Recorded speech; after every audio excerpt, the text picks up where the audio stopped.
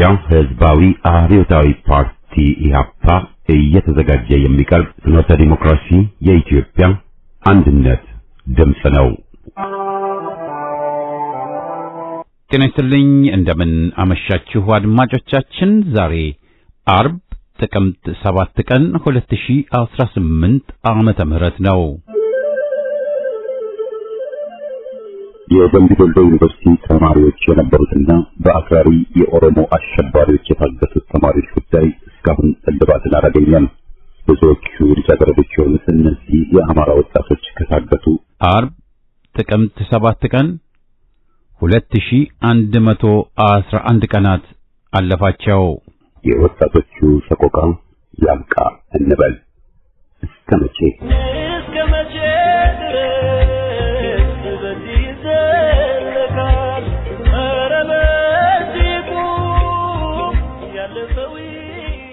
በየሳምንቱ አርብ ከአድማጮች የደረሱንን የተለያዩ መልእክቶች የምናስተናግድበት የደብዳቤዎች አምድ ፕሮግራማችንን አቅርበን የዛሬ ዝግጅታችን ፍጻሜ ይሆናል። በቅድሚያ ዜና።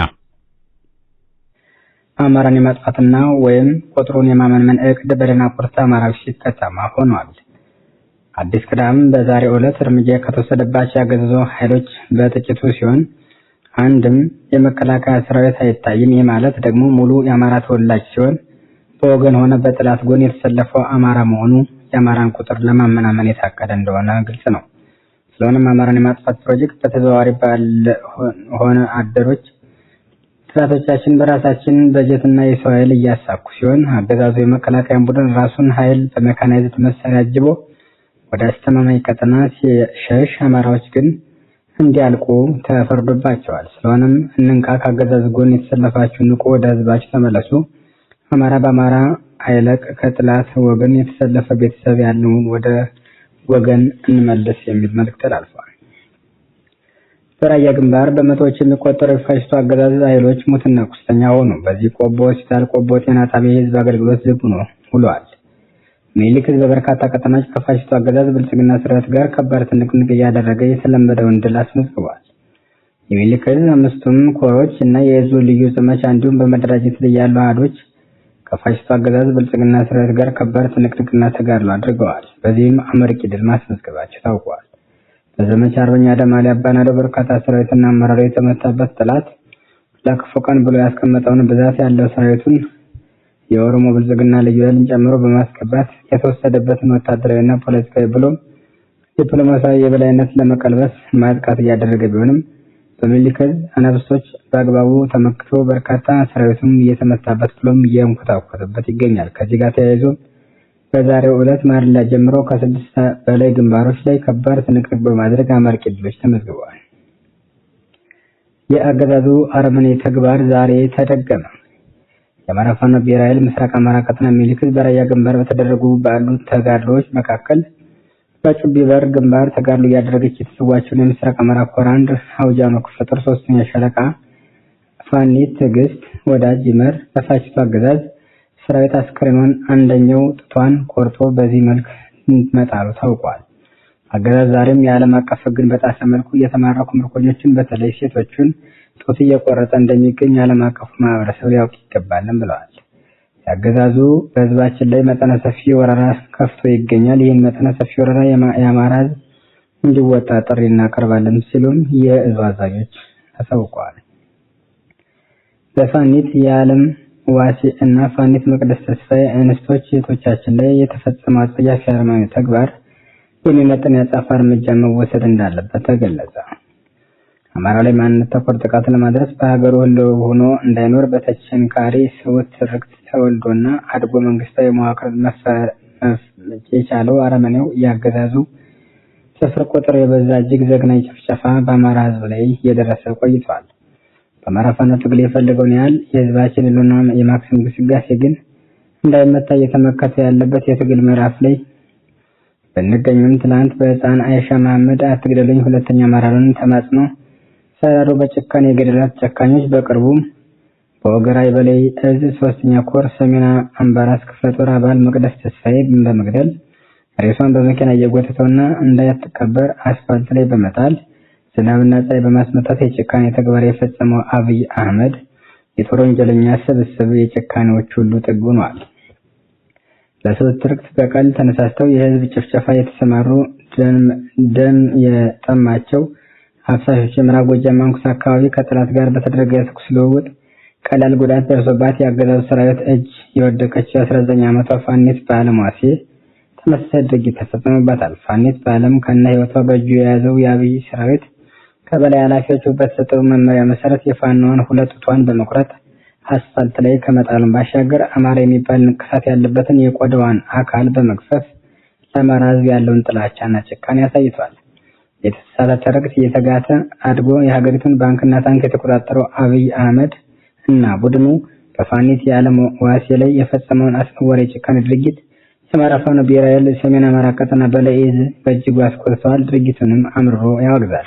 በፋኒት የዓለም ዋሴ እና መሰል እንስቶች እህቶቻችን ላይ ለተፈጸመው አረመናዊ ግድያ የሚመጥን የአጸፋ ምላሽ መስጠት የሚቻለው በአንድነት ተገምደን ግፈኛውን አገዛዝ በአፋጣኝ በመገርሰስ የጥፋት እጆቹን መቁረጥ ሲቻል እንደሆነ እዙ ያምናልን ብለዋል።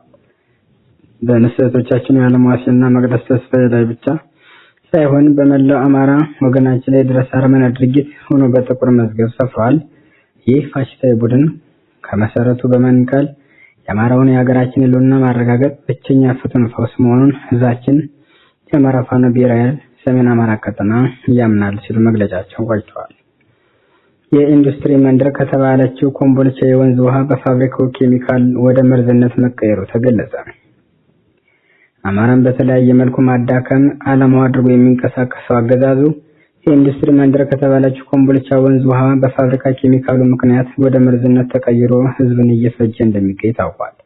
ኮምቦልቻ የኢትዮጵያ ኢንዱስትሪ መንደር ተብላ የምትሞካሸው ኮምቦልቻ ከተማ ውስጥ ካሉ ፋብሪካዎች የሚለቀቅ አደገኛ ኬሚካሎችን የያዘ ተረፈ ምርት የወንዙን ውሃ ደም የመሰለ ቀለም እንዲይዝ በማድረግ የአካባቢውን ህይወት አደጋ ላይ ጥሏል። የኮምቦልቻና የቃሉ አርሶ አደሮች በኢንቨስትመንት ስም መሬታቸውን በዝቅተኛ ዋጋ ከተቀሙ በኋላ የተረፋቸውን እርሻ ከዚህ ከባድ የኬሚካል ፈሳሽ የሚመጣ መርዝ ተንከባክቦ እንዳያለሙት ስጋት ላይ ወድቀዋል። ይህ ደም የመሰለ ፈሳሽ ወንዝ የተረፈ ምርት የኮምቦልቻና የቃሉ አርሶ አደሮች የሰብል ምርትና የመሬቱን ለምነት በመግደል ላይ መሆኑም ታውቋል።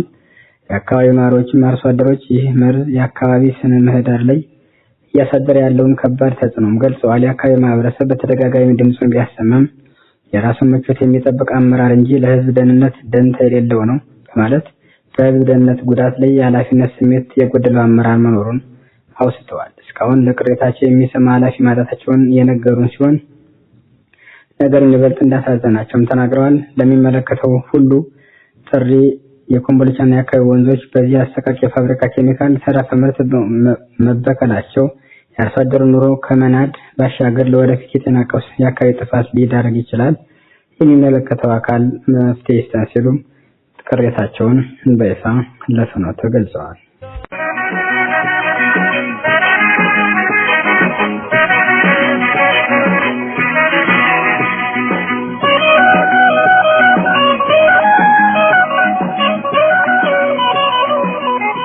ደብዳቤዎች አምድ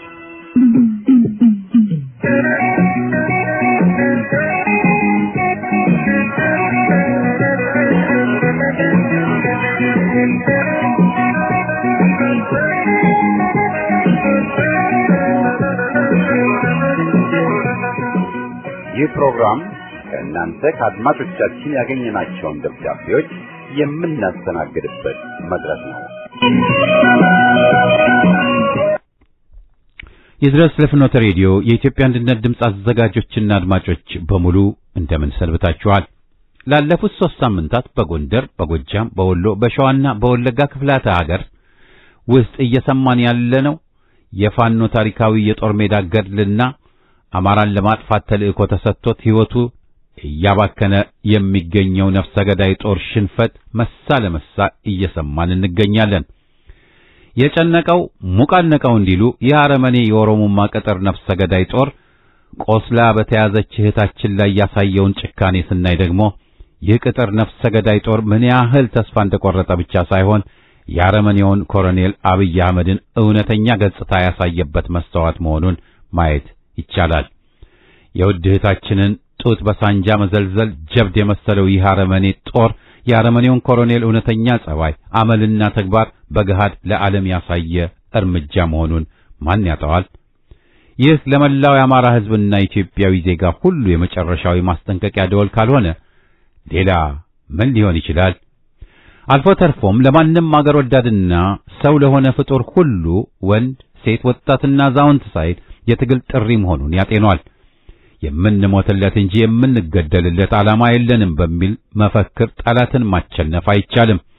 ይህ መፈክር አልፎበታል። ይህ መፈክር ካሁን በፊት ማለትም በወያኔ ጊዜ በመዲናዋ ውስጥ ተነስቶ በነበረው ህዝባዊ እንቅስቃሴ የተነሳ መፈክር ነበር። ዳሩ ግን ድንበር ገፍቶ የጠላትን አጥር ሰብሮና ምሽግ ደርምሶ ጠላትን ያስወገደበትና የሚፈልገውን ነጻነት ያመጣ የትግል ስልት አልነበረም ማለት ይቻላል።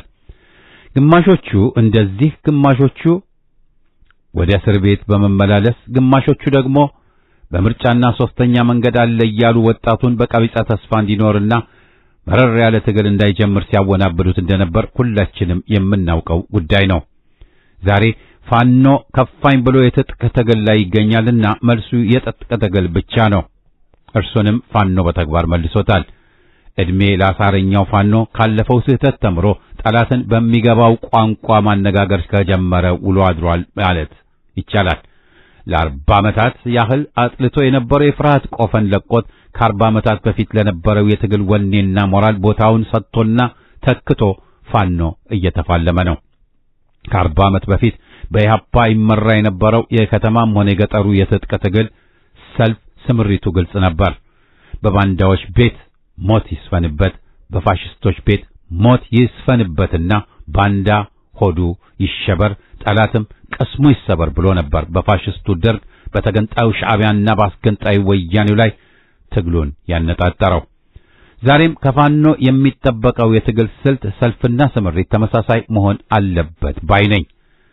አሁንም ካለፈው የፋኖ ታሪካዊ ጀብድ ሳሉታ ፋኖ በመዲናዋ ከጀመራት ወይም ከወሰዳት ከዚህ ታሪካዊ ቀንና ፈር ቀዳጅ እርምጃ በኋላ ሁኔታዎች መለዋወጣቸው አይቀሬ ነው ብዬ አምናለሁ። በጠላት ቤት ሽብር ገብቶ ውስጡን እያራደው መገኘቱን ማየትም ይቻላል። ይህ ደግሞ በራሱ ፋኖ እየተከተለ ያለውን ሁለገብ የትግል ስልት አሸናፊ መሆኑን መቀበል ይቻላል። ከሁሉም በላይ ደግሞ ፋኖ እስካሁን ድረስ ታጋዮች ነን እያሉ ሲያሾፉብን ከነበሩት ቃላባዮች ሁሉ ልዩ የሚያደርገው መረር ያለ ትግል መጀመሩና ጠላትን ጠላት ወገንን ወገን ብሎ መታገሉ ነው። በአምስቱም ክፍላተ ሀገር ሆነ በመዲናዋ የወሰደው እርምጃ ቋሚ ምስክር ነው። ትግል ማለት ይህ ነው። ጠላት በሚፈልገው ዘዴና የራሱን ስልጣን ለማራዘም በሚያመቸው ስልት ውስጥ ገብቶ መዳከር ሳይሆን ጠላት ባላሰበው ቦታና ባልጠበቀው ሰዓት መምታት ነው። ነጋ ጠባ በእስር ቤት እየተመላለሱ ፍትህን ከጠላት እጅ መጠባበቅ ሳይሆን ክንዴ እንደ እሳት ይፋጃል ማለቱ ይቅደም። ጠላትን ማቸነፍ የሚቻለው ሁለንተናዊ አቅምን ገንብቶ የኃይል ሚዛንን አስተካክሎና ጠላትን በልጦ መገኘት ሲቻል ብቻ መሆኑን ከፋኖ መማር ይቻላል። ባጭሩ ጠላት ባላሰበውና ባልጠበቀው ሰዓትና ቦታ ከች ብሎ በሚገባው ቋንቋ ማነጋገር ነው እንጂ ዘወትር ጠላት በነቃበትና አድፍጦ በሚጠብቅበት በር ዘው እያሉ ለጠላት ሰለባ መሆን አይገባም። እናም ፋኖ ሰሞኑን በአምስቱም ክፍላተ ሀገር እያሳየ ያለውን የክተት አዋጅ እንደግፋለን። በአንጻሩም ጠላት በአማራው ላይ እያደረገ ያለውን ፋሽስታዊ እርምጃ እናወግዘዋለን። ይህ የፋኖ ታሪካዊ ዘመቻና ሰሞኑን እየታየ ያለው የአብይ ጦር ፋሽስታዊ ግድያ ለተኛው የመዲናችን ወጣት አዛውንት በሙሉ የማንቂያ ደወል ነው ባይ ነኝ። ለነጻነትህ ተነስ፣ ለአንድነትህ ተክተክ ለመታገል በጊዜ የአገር አድኖ ትግሉን ተቀላቀል፣ ተፋለም የሚል መልእክት ነው። ፈርቀዳጅ የሆነችው የርችት ተኩስ ለጠላት ሽብር፣ ለወዳጅ ደግሞ የምስራችን ያበሰረች የነጻነት ድምፅ ነች ባይ ነኝ። በነገራችን ላይ ታሪክን በተሟላ መልክ ታሪክ የሚያደርጉት እንደነኚህና የመሳሰሉ ታሪካዊ ብሔራዊ ጀብዶች ተጠራቅመው ነውና የበለጠ ደግሞ ወደ ዋናው የድል ምዕራፍ ሊወስደን ለሚችለው ወሳኝና ቆራጥ የትግል ታክቲክ እና ስትራቴጂ ነቅተን እንጠብቃለን። ምክንያቱም ይህ ታሪካዊ የርችት ተኩስ የመጀመሪያ እንጂ የመጨረሻዋ አይደለችምና ነው። አላለቀም፣ የበለጠ መዘጋጀት አለብን ለማለት ነው። ሌላው በጎንደር ክፍለ ሀገር የተደረገውን የፋኖን አንድ መሆንና ንግግር መጀመር ብቻ ሳይሆን በተግባር እርስ በርሳቸው እየተናበቡ የጋራ ጠላታቸውን በጋራ እየመቱ ባሉበት በዚህ ወሳኝ ወቅት እስክንድር ነጋ በራሱ ስም ብቻ ያወጣውን መርዝ የቃመ መግለጫን ይመለከቷል። ይህ እንደ ፈሳ ዝንጀሮ ለብቻው የተቀመጠ ግለሰብ በአምስቱ ክፍላተ ሀገር ውስጥ እየተዋጋ ካለው የፋኖ ጦር ጋር ምንም አይነት ትውውቅ ወይም ድርጅታዊም ሆነ ሕጋዊ ግንኙነት እንደሌለው ፋኖዎቹ ራሳቸው እየነገሩን ነው። ታዲያ ፋኖዎች የጀመሩትን የአንድነት መፍጠርን አስመልክቶ መግለጫ በራሱ ስም ብቻ ለማውጣት ምን አስቸኮለው? ወገን ያልጠረጠረ ተመነጠረ ነውና አንድነታችንንና ትግላችንን ከጭልፊቶች እንጠብቅላለሁ። አለው የሚል ካለ ይውጣና በግልጽ ይከራከረኝ እላለሁ።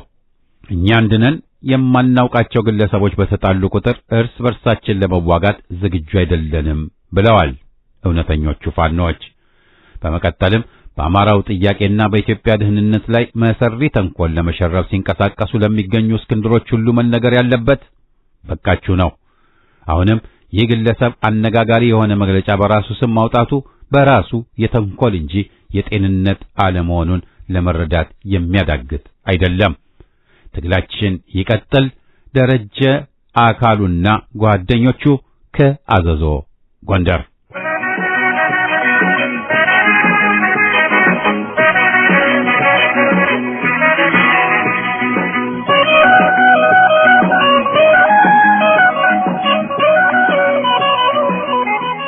ሰላም ጤና ይስጥልኝ። እንደምን አመሻችሁ ውድ ዘውትር የፍኖተ ዲሞክራሲ ሀፓ ራዲዮ አድማጮችና አዘጋጆች በሙሉ። ውድ አድማጮች ሆይ ዛሬም እንደወትሮ የጦርነት ፋብሪካ ባለቤት ለሆነው ለአብይና ለስርዓቱ አጎንባሾችና የሆዳደሮች የሆናችሁ የምታገለግሉ ሁሉ ይህን መልእክት ብትሰሙም ባትሰሙም ልብ በሉ።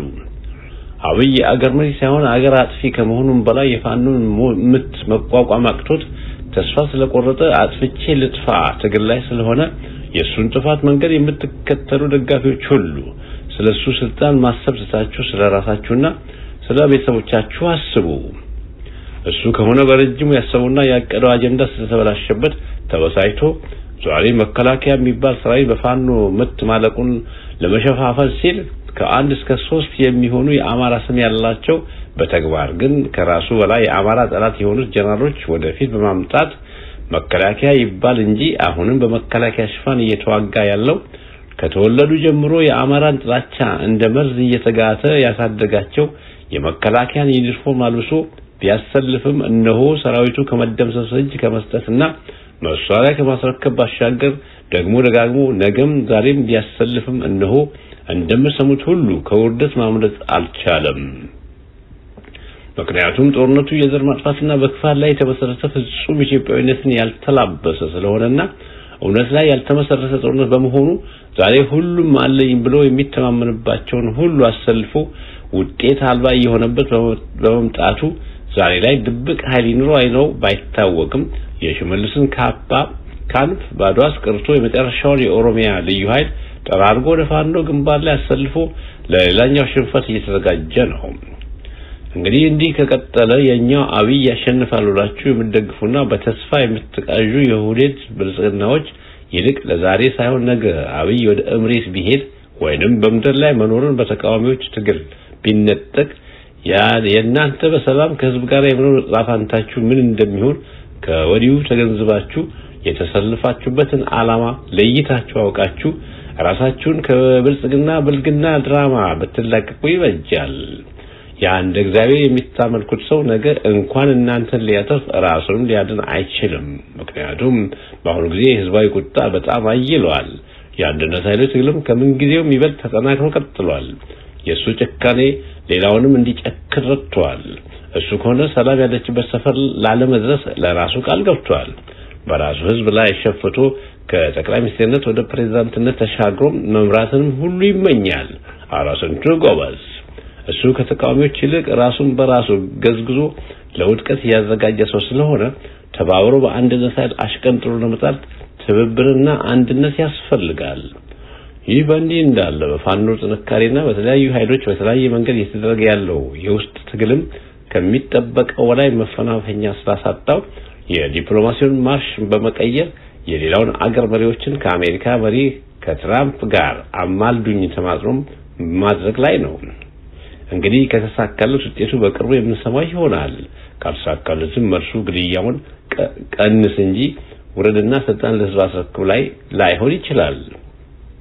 በነገራችን ላይ ድሮም ሆነ አሁን ላይ እየተደረገ ያለው ህዝባዊ ትግል የአገራችን ችግር እኛው ራሳችን እንፍታ እባካችሁ የምዕራባውያን ጣልቃ ገብቶች እጃችሁን አንሱልን የሚል ትግል እንጂ በተቃራኒው ለዚህ ሁሉ ምስቅልቅል ተጠያቂ የሆነውን ሰው ገና ብዙ ይቀርሃልና አይዞህ ለማለት ለሽምግልና የተስማሙት መሪዎች ራሳቸው በአገራችን ህዝብ ላይ ዘንድ ተጠያቂ መሆን የሚገባቸው የነበሩ ዛሬ የኢትዮጵያን ችግር አብይን በጥፋተኝነት ፈርጀው ይፈታሉ ብሎ ማሰብም አይኖርብንም። ስለዚህ መጨረሻው መደምደሚያ ትግል የማድረግ ከሁሉም ዜጎች ይጠበቃል። መቼስ የብልጽግና ልማት አጀንዳ 90% ያው ጦርነት ስለሆነ ብዙም ከነዚህ አውሬዎች አይጠበቅምና ባካችሁ ወገኖቼ የጎሪጥ መታየተን በአንድነት እንቁም ሲሉ ይህን መልእክት ያደረሱልን አቶ ማስንቆ ጉልማ ከኤድመንተን አልበርታ ናቸው።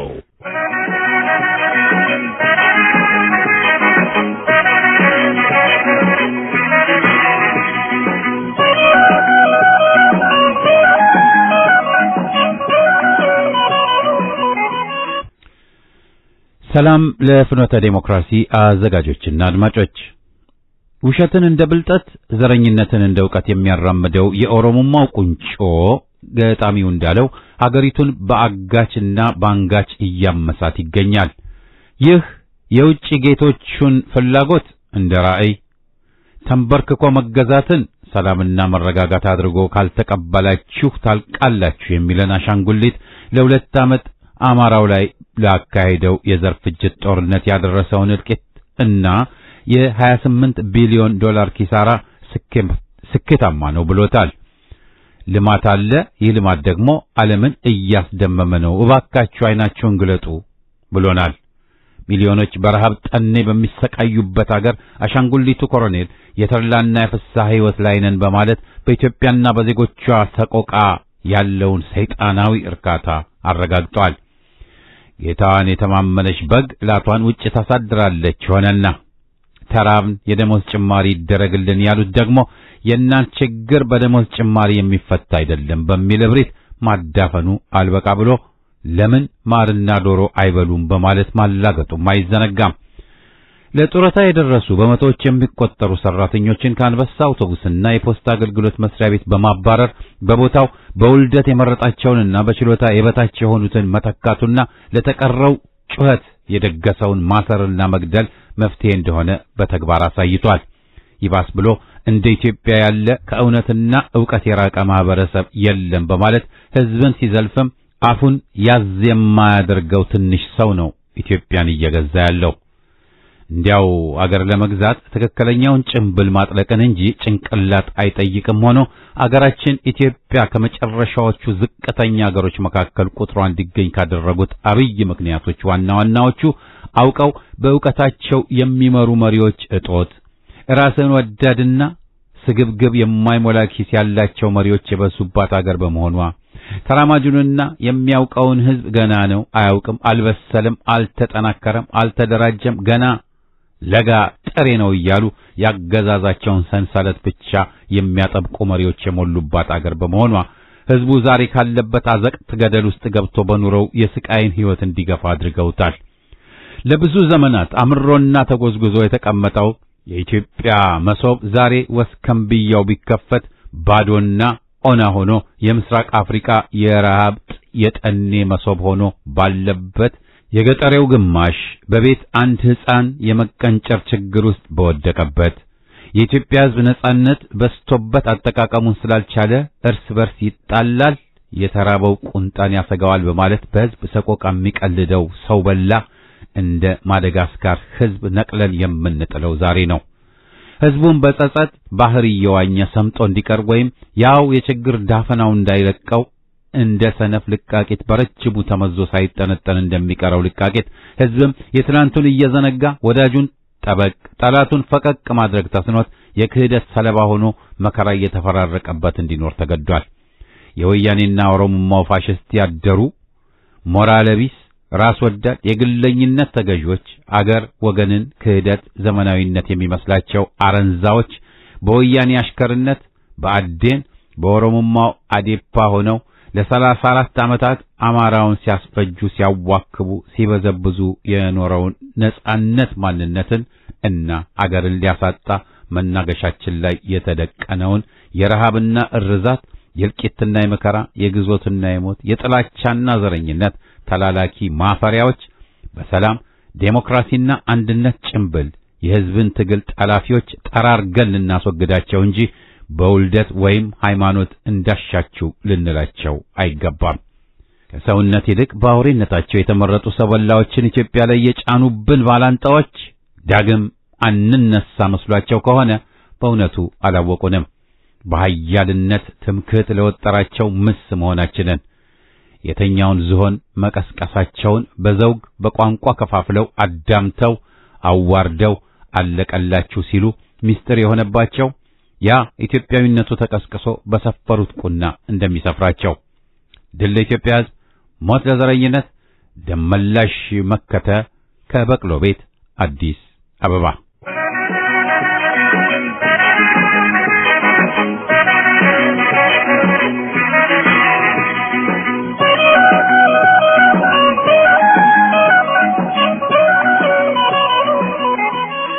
ሰላም ፍኖቶች እንደምን አላችሁ? ከአንድነት ነጸብራቅ ማግስት ጥላት ባለበት በሄደበት በወጣበት በወረደበት ሁሉ ተስፋ ቆርጦ ግማሹ እየተበተነ ግማሹ እጅ እየሰጠ ቃሪው ሞትን እየተጠባበቀ ይገኛል።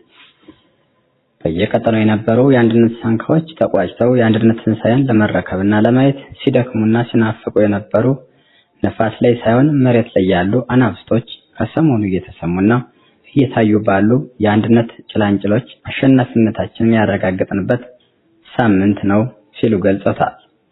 የአማራ ፋኖ ብሔራዊ ኃይል ሰሜን አማራ ቀጠና በላይ ዘለቀ እዝ ሜጀር ጀነራል ባንታ ባታው የጉና ክፍለ ጦር አካል የሆነችው እስቴ ደንሳ ብርጌድ ሻለቃ 4 በሻለቃ እንዳልክ ክፍሌ በቅጽል ስሙ ሱሪ የሚመራው ሻለቃ እስቴ ወረዳ ላይ ታላቅ ጀብድም ፈጽሟል። የአማራን ሕዝብ ሁሌም ከምድረ ገጽ ለማጥፋት የአማራ የሚባል ሕዝብ ሆነ ብሔር የለም ብሎ ለማወጅ 24 ሰዓት እየሰራና እየደከመ ያለው ገዳዩ ስርዓት ሕዝብን በኢኮኖሚ፣ በፖለቲካ፣ በሃይማኖት፣ በማህበራዊ ህይወቱ ገብቶ እየበዘበዘውና እየነገደበት ነው።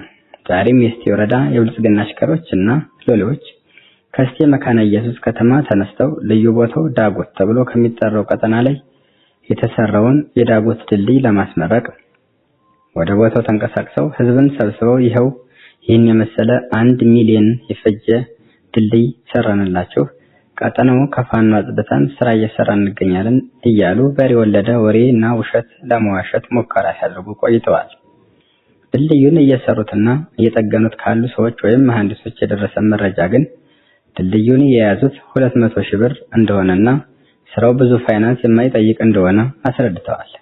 በሻለቃ ብርቃየው ደምስ የሚመራው አናብስቱ እስቴ ደንሳ ብርጌድ ይህን መረጃ ቀድሞ በመረዳትና በጉና ክፍለ ጦር ዋና ወታደራዊ አዛዥ በአርበኛ አዛዥ ደሳለኝ ከብርጌዱ ጋር ባደረጉት የተጠና ኦፕሬሽን ሻለቃ 4 በወጣቱና ግስለው በእንዳልክ እየተመራች ውሸታቸውን ለህዝብ ለማስረዳት እየሞከሩ በነበረበት ቅጽበት ከመክሬ ተነስተው ሰፊ ቀጠናን አቋርጠው የ4 ሰዓት ጉዞ ተጉዘው ከመካነ ኢየሱስ 5 ኪሎ ሜትር ርቀት ላይ ወደሚገኘው ቦታ በመድረስ ዙሪያውን ከበባ በማድረግ የስርዓቱ ሎሌ ሚሊሻ ፖሊስና አድማ ብተና የአማራ ሆዳም ካቢኔ አይቃጡ ቆጣት ቀጠውታል። በውጊያው አድማ ብተና እና ሚሊሻ እንዲሁም ከ10 በላይ የቆሰለና 3 የተደመሰሱ 4 ሚሊሻ 7 ደግሞ ልዩ ኃይሎች ተብለው በሰዓቱ ወደ አድማ ብተና የተጠቃለሉ ወዳደሮች ተሸኝቷል። ፖሊስ መሳሪያውን በየመንደሩ እየደበቀ ልብስ እየቀየረ በየጫካውና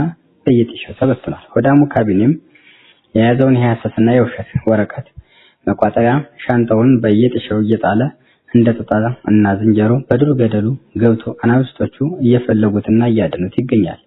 መዳረሻው ድልና ነጻነት የሆነው የአማራ ፋኖ የህልውና ትግል ተጠናክሮ ቀጥሎ ይደርሳል።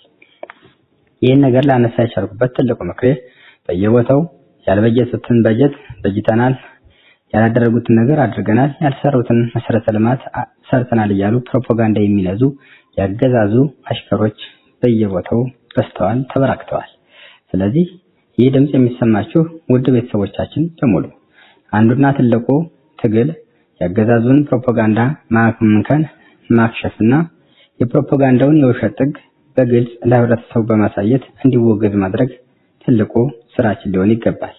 ምክንያቱም አገዛዙ አንድም ጊዜ ብሎ እውነት የማይናገር ይልቁንም በፕሮፓጋንዳና በተስፋ ብቻ ህብረተሰቡን ይዞ ሲዋዥቅ የሚውል እና የሚያድር ከዚህም በኋላ ብልጽግና የተናገሩን ይፈጽማል ብሎ ማመን በራሱ ስህተት መሆኑን እንድታውቁ ስለፈለኩ ነው። በየቦታው ይህን ያለ በጀት አድርገናል እያሉ ፈሰስ ያደረጉትን በመናገር በስብሰባ ያመጡትን ምርታዊ ለውጥ ልማቱን መሰረተ ልማቱን እንዲያድርገናል እያሉ የሚናገሩት ሲያጡ የስህተት ወሬ ሲነዙ ይሰማል። በተለይ በጎንደር ላይ ጎንደር አካባቢ ያለው ልዩነት ተፈቶ አንድነት መጥቶ ሁሉንም አካባቢ በ2-3 ቀን ለመቆጣጠር የሚያስችል በቂ ኃይል በፋኖ ውስጥ እንዳለ ይታወቃል። ነገር ግን ይህን ኃይል ተጠቀምንበት ወይ የሚለውን ጥያቄ መልስ ለእናንተ ልስጣችሁ። መከፋፈልን እንተው፣ አንድነትን እንምረጥ። ምክንያቱም የመሾም የመሻር ወይም ደግሞ የመግዛት የማስተዳደር የመብላት የመጠጣት ጉዳይ ሳይሆን የሞትና የሽረት የህይወት መስዋዕትነት የሚጠይቅበት ሰዓት ላይ እንገኛለን። በአራቱም ክፍላት ሀገራት ያሉ ሁሉም ፋኖች ከልዩነት ይልቅ አንድነት ላይ በማተኮር ችግሮችን ወደ ኋላ በመተው ክፍተቶች ሲፈጠሩ በውይይት በመፍታት አባት አርበኞች ጋር ተነጋግሮ ሽምግልና በማድረግ ወዲያውኑ እርቅ በመፈጸም ድላችንን በማፋጠን ግስጋሴያችንን ወደ 4 ኪሎ በማድረግ ትግሉን መቋጨት ግድ ይላል። ህብረተሰቡ በኢኮኖሚ በተለያየ በአቅምም እየተዳከመ ስለሚሄድ ከወዲሁ ትግሉን አሳጥሩልን፣ ፈጠን ብላችሁ የትግሉን ፍጻሜ ያሳዩን፣ ድል ከጀርባችን ያለ ቶሎ ብለን ፊታችንን እንስጠው፣ ከልዩነት ይልቅ አንድነትን እንምረጥ እያሉ የሚያለቅሱ የሚጠይቁ ድልን የሚናፍቁ በግዞት በጭንቅ በስቃይና በስር የሚሰቃዩ የኢትዮጵያ ንጹሃን ታጋዮች ሁሌም የኛን ማሸነፍና ድል ማድረግ ኢትዮጵያን አንድ አድርገን ለህዝብ ማስረከብን ስለሚጠባበቁ እንፍጠን እያልኩኝ በየሰዓቱ ያገዛዙን ፕሮፓጋንዳ በማምከን ለህዝቡ እውነትን በማስረዳት እንታገል፣ ከልዩነት ይልቅ አንድነት ላይ አብዝተን እንስራ፣ እንደ ጎንደር ክፍለ ሀገር ከወደቅንበት ተነስተን ታላቁን የጎንደር ስም እንመልስ ሲል ወንድማችን ገና ነው ከትግል ሜዳ መልእክቱን አድርሶናል።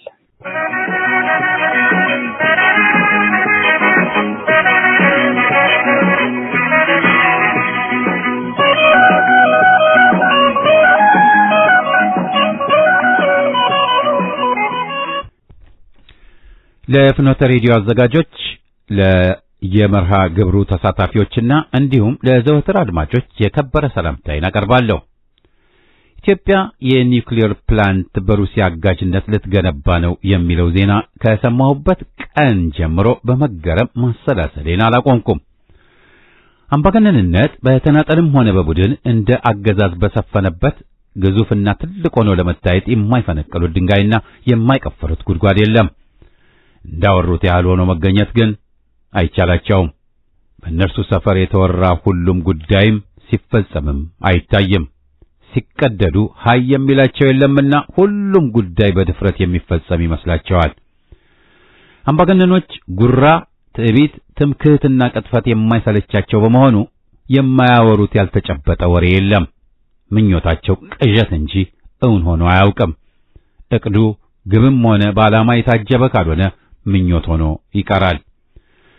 ከ70 ሚሊዮን ሕዝብ በላይ በድህነት አረንቋ ውስጥ የሚገኝ ሕዝብን ይዘህና ማለትም የምግብ ዋስትና የራቀው በወረርሽኝ በሽታና ቸነፈር የሚሰቃይ ታሞ መዳን ብርቅ በሆነበትና በየሶሻል ሚዲያው የታመሙ ሕፃናትና ወጣቶች ለሕይወታቸው አደጋ በተደቀነባቸው በሽታ እየተሰቃዩ ከሀገር ወጥተው ለመታከም ከአቅማቸው በላይ ሆኖ ወገናቸውን የእርዳታ ገንዘብ በሚጠይቁበት የመኖሪያ ቤቶች ችግር ጥግ ደርሶ በየጎዳናውና በየስርቻው በላስቲክ ሽፋኖች ተጠልለው ነፍሱን የሚታደግ ሕዝብ የትም በሚገኝበት የሥራ አጡ ቁጥር ከጠቅላላው ሕዝብ ከግማሽ በላይ ሆኖ በሚገኝበት በገንዘቡ ግሽበት ምክንያት ሰርቶ የሚኖረው እንኳ የሚያገኘው ምንዳ መኖር ተስኖት ተጎሳቅሎ በሚታይበት ምድር ከጎዳና ጎዳና ለዳቦ መግዣ የፈጣሪንና የቅዱሳንን ስም እየጠሩ እርጥባን የሚጠይቁ ዜጎች ባልጠፉበት፣ በተለያዩ ምክንያቶች ከስፍራ ስፍራ በሰላም ለመጓጓዝ ተስኖት ስቃዩን የሚቆጥር ወገን በበዛበት፣ በየቀየው በቀለሰው ጎጆ ሰላም አጥቶ ነገ ምን ይመጣብን ይሆን ስጋት የወጠረው ሕዝብ በሞላበት፣ ለሥራ ፍለጋ ቀየን ለቀህ በስደት የጫካ አውሬ በሰው ሰራሽ ችግር ውሃን ለመሻገር ሕይወት ስትቀጠፍ የዓለም ህብረተሰብ ዜና መጠቋቆሚያ ሆነህ ወዘተ ወዘተ ላልጠፋ የልማት ፕሮጀክቶች በባዶ ሜዳ የኒውክሌር ኃይል ማመንጫ ፕሮጀክት ባለቤት ለመሆን ፕሮፓጋንዳ ማስነፋት ድንቁርና ልክን እወቁልኝ ከማለት ባሻገር ኃይል ማበልጸጉ እውን ሆኖ አኗኗርን ከመከራ ፈጥኖ ያወጣዋል ተብሎም አይታሰብ። ከዚህ ቀደም ዝናብ እንዲዘንብ አደረግንና ወደ ህዋ ሳተላይት አመጠቅን ባዶ ወሬዎች ከፉገራ በላይ የዘለለ ህዝብን ጠቅመዋል ተብሎ የተገኘ ፋይዳ አለ ተብሎ ይጠቀሳልን? በየዓመቱ የሁለተኛ ደረጃ ትምህርትን መልቀቂያ ፈተና ከሚቀመጡት ከግማሽ ሚሊዮን በላይ ተማሪዎች መሃል በቁጥር 100 የማይሞሉ ባለምጡቅ አእምሮ ያላቸው ተማሪዎች እንኳ አጥጋቢ ውጤት ለማስመዝገብ የከበዳቸው ዝርክርክ ስርዓተ ትምህርት ይዘህ ይህን ጥንቃቄና ከፍተኛ የዕውቀት ባለቤቶች ክምችት የሆነን ተቋም እመሰርታለሁ ብለህ በየመድረኩ ሲቀደዱ እንኳ አምባገነኖች ሀፍረት አይሰማቸውም። በርግጥ ያስፈልጋታል ወይ ብዬ እንደ ከንቱዎቹ ፊኛ ካድሬዎች ከማጨብጨቤ በፊት ይህን ላስታውሳችሁ። ስለ ኒውክሌር ፕላንት አዋቂ አይደለሁምና እነርሱ በበለጠ የሚሉትን ይበሉ። እንደ ባላገር ግን የሚኮነስረኝን ማለት ከልካይ የለብኝም። ይሄ ጄኔሬሽን ዚ የተባለው ክፍል ያን ያልተወለደምና አደጋው መከሰቱንም አያውቀውም። ብቻ ልማት የሚለውን ቃል ሲሰማ አቅም ይኑረው አይኑረው የማመዛዘንና የመጠየቅ አቅሙ ደካማ ነውና ማጨብጨብ ይወዳል። ያለ ዕውቀት ቢጮሁት ከቁራ ጩኸት ያነሰ ነው። ቁራ እንኳ ቢጮህም ሁላችንም እኩል የማንረዳው የራሱ ምክንያቶች ይኖረዋል። ጄኔሬሽን ዚ ሁሉንም እንደ ዳንኪራው ችሎታና አቅም ያለው ይመስለዋል።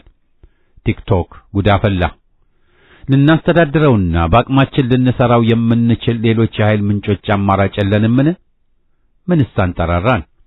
አደጋው በቀድሞዋ ሶቪየት ኅብረት በዩክሬን ግዛት ቸርኖቢል እየተባለ በሚጠራው ፕሪፒያት አጠገብ ይገኝ የነበረው የኒውክሌር ማብላያ ጣቢያ በአንደኛው ክፍል ላይ በፈረንጆቹ በአፕሪል 26 1986 ስለደረሰው አደጋ ለማስታወስ ነው። በሕዝባዊት ሪፐብሊክ ቡልጋሪያ በሁለተኛና ታሪካዊና ጥንታዊዋ ከተማ ፕሎቭዲቭ በሚገኝ የእርሻ ተቋም ውስጥ የሁለተኛ ዓመት ተማሪና በዛው ሰሞን የአፈር ኬሚስትሪ ትምህርት ኮርስም እከታተል ነበር። በተጨማሪም የአምስተኛ ዓመት ተማሪም ሳለሁ የአካባቢ ጥበቃ ኮርስም ተከታትያለሁ። መምህራኑ ለኛ ለተማሪዎቹ የነገሩን አስፈሪ ጉዳዮችንም ሳስታውስ ይዘገነነኛል። በነገራችን ላይ በመጨረሻው ዓመት ኮርሱን ያስተማሩኝ ፕሮፌሰሮች በተለያዩ የአካባቢ ደህንነት ጥያቄ ጉዳዮች ላይ የመንግስት ሰዎችን ጭምር የሚያማክሩና ዓለም አቀፍ ኮንፈረንሶች ላይ አገርን ወክለው የሚጓዙ በእውቀትም በክህሎቶቻቸውም የተመሰከረላቸው አዋቂ ሰዎች ነበሩ። እንደኛ አገር ጉርባዎች፣ ሚኒስትሮችና አምባሳደሮች በተለያዩ ጉዳዮች ተደራዳሪዎች ያለልካቸው የተወከሉም አልነበሩም። ያን ሰሞን ደርሰው ከመስክ ተሰብስበው ለገበያ የቀረቡ የግብርና ውጤት አትክልቶች፣ ፍራፍሬዎችና የተዘጋጁ የእንስሳት ተዋጽኦዎችን ከገበያ ገዝቶ መጠቀምም ሽብር ደረጃ ደርሶም ነበር። ለጥቅም ከመዋላቸው አስቀድሞም የተወገዱ እንዳሉ ይታወቃል። ሸማቹ ከተሜም ተደናብሮ ነበር። ያደጋ ከሶቪየት ኅብረት አገሮች ውጭ ሌላ አነስተኛ አገሮች ተከስቶ ቢሆን ኖሮ ከፍንዳታው የሚመነጨው አደገኛው ጨረር ዓለምን ባዳረሰ ነበር። አውሮፓን በመበከል የማዳረስ አቅሙ ሳይታለም የተፈታ ነው። መምህሮቼ ይህን ማለታቸው ጨረሩን ብዙ ከመሰራጨቱ በፊት በዚያው ታፍኖ እንዲቀር ያስፈለገውን እጅግ የሰለጠነ የሰው ኃይል ዝግጅት፣ ልዩ ልዩ ማቴሪያሎችን፣ ከ200 በላይ ሄሊኮፕተሮች ከአየር እሳቱን ለማጥፋት ስምሪታቸውና ህዝቡን ፈጥኖ ከአካባቢው እንዲለቅ የሚያስችል መሰረተ ልማቶች በበቂ በመኖራቸው ነበር። ሄሊኮፕተሮቹን በአየር ላይ ትራፊክ ማሰማራት አስቡት። እኛ በየብስም ትራፊክ ተቸግረን በየቀኑ በመኪና አደጋ የሚያልቀውን ህዝባችንን ላፍታ አስቡት። እንደ ተዘገበው መረጃ መሰረት በአደጋው ዕለት በፍንዳታው 2 ሰራተኞች ወዲያውኑ ሲሞቱ 28 አካባቢ የሚደርሱ ሰዎች ጨረሩ ባደረሰባቸው መመረዝ ከሳምንት በኋላ ሸልበዋል። 134 የሚሆኑ ሰዎች ደግሞ ስር ለሰደደ በሽታ ተጋልጠውም ነበር። መርዛማውና ቀሳፊው ጨረሩ በአየር ውስጥ በመበራከቱ ወደ 6000 ህፃናት በታይሮይድ ካንሰር በሽታም ተጋልጠዋል። ጨረሩ ወዲያውኑ ድንበር ዘሎ ማለፉን የስዊድን አገር ኤክስፐርቶች አውቀውት ዜናውን አናፍሰውታል። ጨረሩ በፍጥነት አገር አቋርጦ የመጓዝ አቅም ነበረውና በአሜሪካ የምዕራብ ዳርቻዎች ከሳምንት በኋላ አደጋ የማስከተል መጠናቸው ቢያንስም ምልክቶቹ መታየታቸው ተዘግቧል። የየአገሮቹ ድንበሮችንም ተሻግሮ እኛም ጋር ደርሶም ይሆናል። በየትኛው ዕውቀትና የሞኒተር አቅማችንን እንወቀው። የመሬት መንቀጥቀጥ፣ መንሸራተት፣ ድርቅ መከሰት፣ የውሃ ሙላት፣ ጎርፍም ሲጠርገን ከመጮህ በስተቀር የፈየድነው ጉዳዮች አሉን? የግብርናውን ልማት ያገዛሉ ተብለው ወደ አገር ውስጥ ያለበቂ ቁጥጥርና ክትትል እንኳ የገቡትና የመጠቀሚያ ጊዜያቸው ያለፈባቸው በየቦታው በአደገኛ ሁኔታ ተከማችተው የሚገኙ ጸረ ተባዮችን እንኳ መዝግቦ በአካባቢያችን ላይ ጉዳት ሳያስከትል ለማስወገድ አቅማተን በየአምባሳደሮቹ መስሪያ ቤት የገንዘብ የቁሳቁስና የዕውቀት ድጋፍ እንዲያደርጉልን ደጅ እየጠናን እንደነበር የቅርብም ያሁኑም ሁነት አይደለምን? ጨረሩን የመፍጠር አቅም ያላቸው አንዳንድ ሬዲዮ አክቲቭ ኤሌመንቶችም በአፈር ውስጥ የሚረጩት ጨረሩ ለዘመናት በተለያየ መጠን ሊከማች እንደሚችልም አዋቂዎች ይገልጻሉ። ይህም በመሆኑ የግብርና ተግባራችንንም ለዘመናት ሊያውከው ይችላል ማለት ነው። ጥያቄዎችን በማንሳት ማሰብ፣ በሚጠይቁ ጉዳዮች ላይ አተኩሮ ማሰብ እንጂ የሆያ ሆዬ ጭፈራ ይመስል ጭፈራውን የሰማ ሁሉ እያጨበጨቡ መሳተፍ አግባብ አይደለም። ሚሊዮን ዕውቀት አልባ ቲፎዞ በጭብጨባ ብቻ የኃይል ምንጭ ከቶውንም ሊገነባ አይቻለውም። ጠቃሚ መስሎ ከተገኘ ሁኔታዎቹ ሲሟሉ የሚገነቡቱ ወደፊት ይገነቡታል። ሰለሞን ታምሮ አየለ ነኝ ካለሁበት።